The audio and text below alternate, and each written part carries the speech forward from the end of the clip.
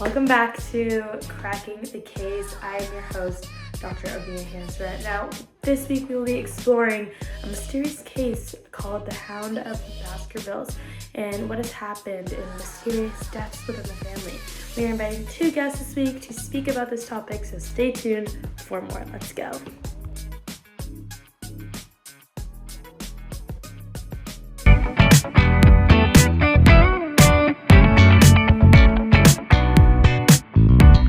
Arthur Conan Doyle is one of the most well-known writers in literature.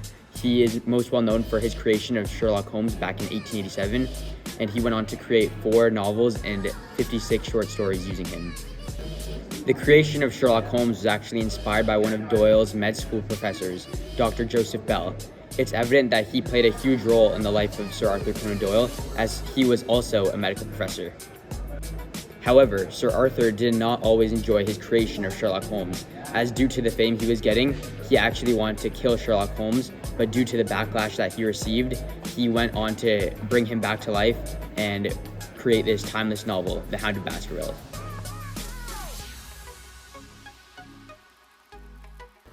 At the beginning of the novel, Sherlock Holmes is introduced to a curse surrounding the Baskerville family that involves a giant hound trying to kill members of the family. The current baronet, Sir Charles, dies, and they look to his nephew, Sir Henry, to fill the spot. Sherlock Holmes and Dr. Watson are nervous about sending Sir Henry to Baskerville Hall alone because they are concerned about the hound. Also, unusual stuff has been happening to Sir Henry around this time, as it seems that there is a stalker. As the story progresses, it becomes known that actually Stapleton, a neighbor of the Baskerville Hall, is actually the one that is seeking him out. He tries to kill Sir Henry using this giant hound by using Sir Henry's scent and his clothes in order to capture him. This is due to the jealousy that Stapleton has, as he wanted to be the next baronet, since he is also a descendant of the Baskervilles. At the end of the story, Sir Henry is able to safely return, while Stapleton disappears mysteriously on the moor, bringing this novel full of chaos. Hi, I'm Josiah Matthew, and you're watching this week's weather. Here on the moor, we are experiencing heavy winds, heavy fog, and a feeling of unease. Well, that's all, folks. Come back tomorrow for the weather update. Thank you so much, weather forecaster Josiah Matthew is here meeting with us today. Now, Josiah Matthew, what can you tell us about this case and what your opinions are of it? Yeah, it's a pleasure to be with you today, Mia. The thing that I wanted to specifically talk about is environmental Gothic within the Hound of Baskervilles. The thing is that the point that stuck out to me is when Sherlock Holmes first went to the Grimpenmire, he mentioned that it does not look like a very cheerful place at all. He did not like the atmosphere, he did not like the setting around it, and it shows how Gothic elements is present within that scenario, as there's a lot of darkness and there's a lot of gloominess. And later on, when they are trying to find the killer and the potential stalker of Sir Henry, but while they were there in the Grimpenmire, there was a lot of fog that was around the area, and Holmes mentions that it is the one thing that could ruin his plans of being able to potentially catch whoever the stalker is. Now, Josiah, how does Hugo at the start of the story really set off the Gothic elements and the atmosphere? Yeah, well, the environment is shown to be dark. It is in the middle of the night when he goes to chase after his lover and the girl that escaped from him. And later on, it is also shown that dark and scary things do happen in the night when Dr. Watson is with Sir Henry and they hear the hound. It really gives off a much scarier atmosphere in the night than it would be in the day, which shows why the darkness of the night brings a much more Gothic element than the day. So, Josiah, how do you think Sir Henry feels about moving to Baskerville Hall? Yeah, I think he really enjoys he enjoys the fact that he can carry on the family legacy, carry on the family pride. One thing that sticks out to me was when Holmes and Watson agree that there's almost nothing that they could do that could stop Sir Henry, as he has already made up his mind that he wants to go to the Baskerville Hall. Even though he knows that it's super dangerous there and that there are bad things associated with his family and the past, he still wants to go, and it shows how humans have an attraction sort of to go out there and explore on their own, even when it may be dangerous and a Gothic environment. Now, before being able to consider yourself experts in environmental Gothic within this novel, it's important to read and listen to scholars and hear what they have to say. So one article that I read was written by Christopher Clausen, and it's called From the Mountain to the Monster. So it talks about how nature is able to like sort of haunt you in a way and like create some like the scariest and spookiest environments and settings that you could imagine. And as the article progresses, he goes on to like connect the atmosphere and like crime. He says that like the most common or like the worst crimes and the worst punishments that we could think of are actually the things that are occurring daily in nature and in our world. And I feel like in our Western world, it's easy to like ignore it and not think about it, but it's important that we are aware of like all the bad things that go on around society. Two more articles that were found that dove into this topic and were actually also both written by Nils Clausen are called Paralyzing Spectacles in the Art of Detection and Degeneration, Fin-de-Siècle, Gothic, and the Science of Detection. Now, what I find interesting between these two articles is that both of them sort of contrast two things. So in the first one, it speaks about the contrast between the moor in the Hound of Baskervilles, which is shown as like a dark and scary place, and art.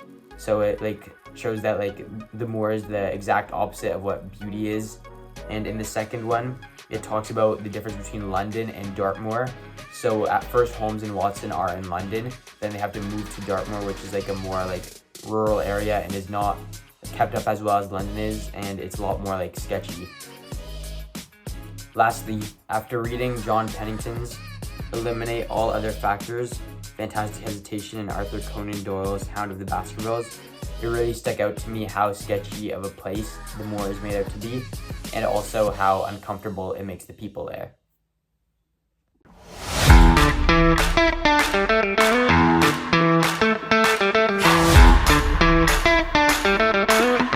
Page 133 of Eliminate All Other Factors says, a central piece of evidence is that Doyle did believe in fairies in the spirit world, and it goes on to discuss on how the author, Arthur Conan Doyle, was a doctor, yet he still believed in supernatural events.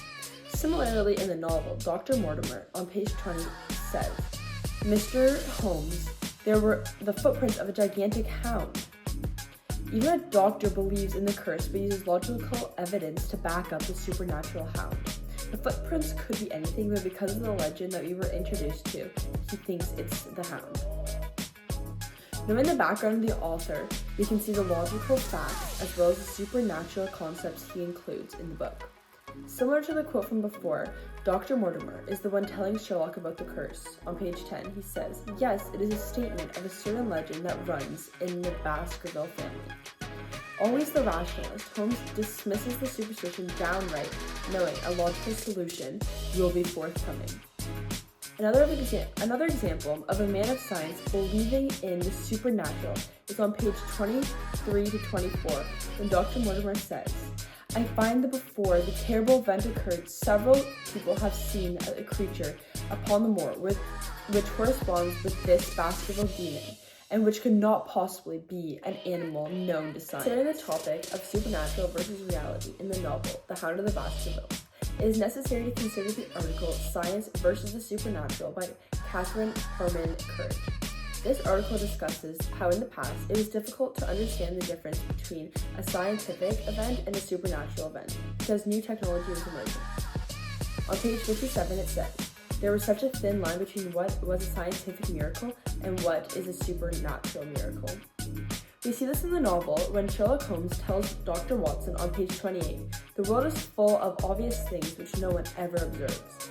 He is saying that things happen all the time and people never notice them because they could be expected to be a new technology that they are unaware of or just a coincidence. In the end, Holmes uses logic and facts to figure out the mystery. Even with the curse being placed on the reader's head at the beginning of the book, all the things that were taken as supernatural are given logical explanations.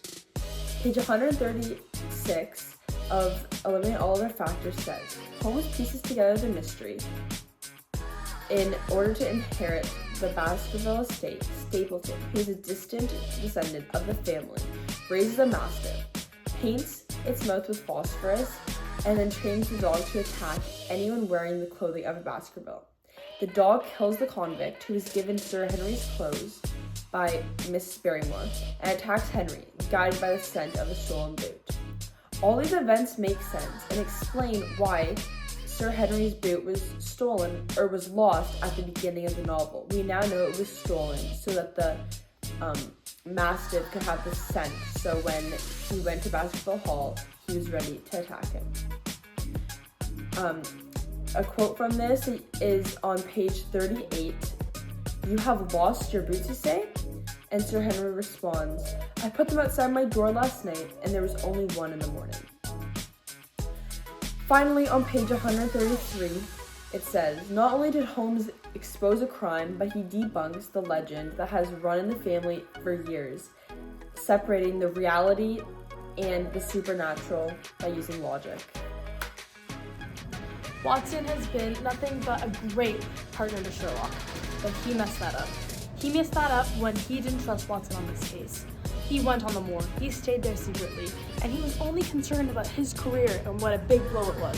What about Watson? What about his career? Does that not show he has no emotion towards others? I think it shows that he might be insecure about himself, and that he is self-centered. This is affecting the rest of his emotional relationships. All those sneers, those jabs, he wants that power, and he's seeking dominance over Watson. That's not okay. That is toxic. Men have such a passion for power, for dominance over others. We've seen that within Watson. My colleague Brian Luke has also seen that. You know what he says? He says that men do admit to feeling manly as a result of hunting. They also have this dry feeling about sports. What does Watson hunt? Murderers, criminals, so much more. My colleague also thinks that men's erratic enjoyment of hunting suggests that there's something seriously wrong with this manhood and their culture. And this is so desensitizing to future generations, to how men should actually act. Overall, you know what he says?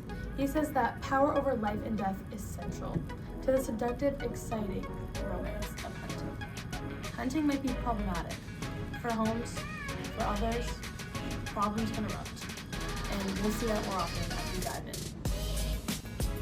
I can only imagine how Watson must have been feeling when he found out that Sherlock went behind his back to stay on the moor. He didn't trust Watson with his case. Must have been sad for him. He felt used. Sherlock left him in the dark. Who does that? To a partner. How else are we supposed to learn if we cannot do things by ourselves? There is no solution if that's the way people are going to act. And I think that is a serious problem that Sherlock has had, based off my experience with men-in-men cases. Defeat is not an easy thing to cope with. I've dealt with many patients to where they feel defeated by their partners, their parents, their friends. It's not something that you would love.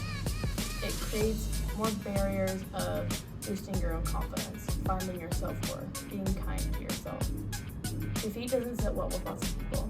Unfortunately, Sherlock gave that defeat to Watson, which could lead to him being unmotivated. Overall, never try to purposely shatter someone's confidence, and always let them know that you have your faith in them. Lastly, one of the most common things within toxic masculinity is not taking accountability and deflecting. Gaslighting has been around for a long time, which contributes to this culture of toxic masculinity. Sherlock is not willing to take the accountability that he needs to acknowledge that he did something wrong. It's not easy to take accountability. It takes courage and strength, and it's very hard to be honest with yourself. But overall, it will make him stronger. It'll make you stronger if you start taking accountability today. So what can I do better? What mistakes did I make? It's a very important part of self-growth. Dr. Hanser mentioned the toxic masculinity of men and how their passion for power can soon lead into unwarranted aggression, especially with a lack of self-control. Dr. Tesserolo closed with speaking on science versus supernatural and how that plays a key role in the Hound of Baskervilles. This novel is timeless. Even though it was established in 1902, it still gives great insight to the Gothic elements and atmosphere to this day in many cases throughout London, England. We encourage you to keep looking into more of Sherlock Holmes cases, and we hope you enjoyed this video. Make sure to like and subscribe, and we hope it's helpful. See you next time.